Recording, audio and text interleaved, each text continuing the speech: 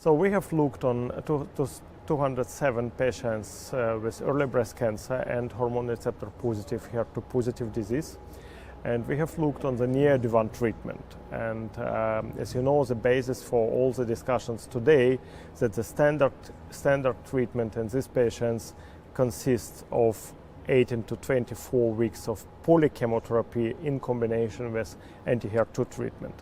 And we have looked on comparison of two different de-escalated treatments. So to start with endocrine treatment alone plus double blockade against HER2 receptor by pertuzumab and trastuzumab, or with de-escalated chemotherapy by 12 weeks of paclitaxel weekly combined with pertuzumab and trastuzumab.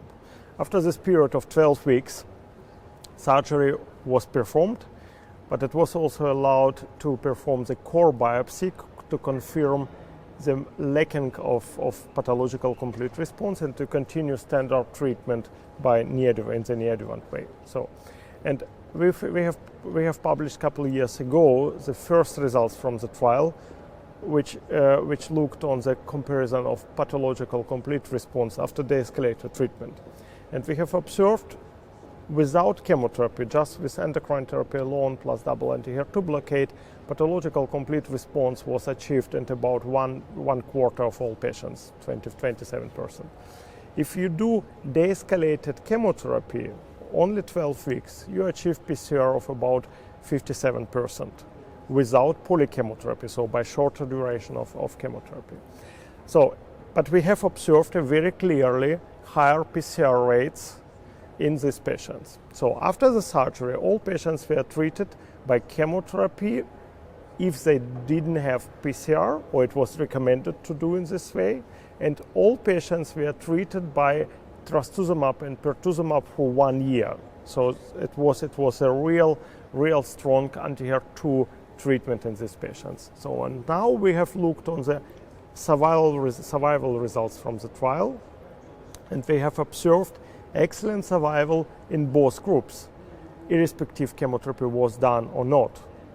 And this is something very interesting for the clinical practice, because we have started with de-escalated treatment in both cases, and about 1/3 of all patients in the endocrine arm were never treated by chemotherapy, and about 60% of patients in the chemotherapy arm were treated only by de-escalated treatment, But we have observed excellent survival results in both groups.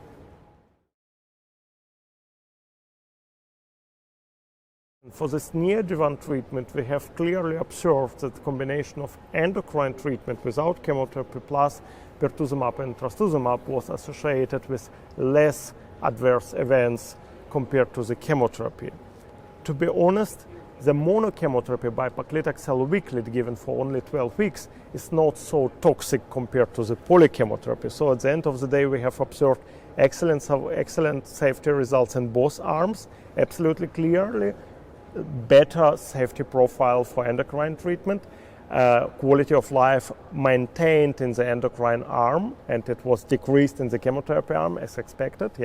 So I mean, for both arms, there are several arguments to be done in the clinical routine in future, because we have in both situations very effective treatment, with very safe safety profile.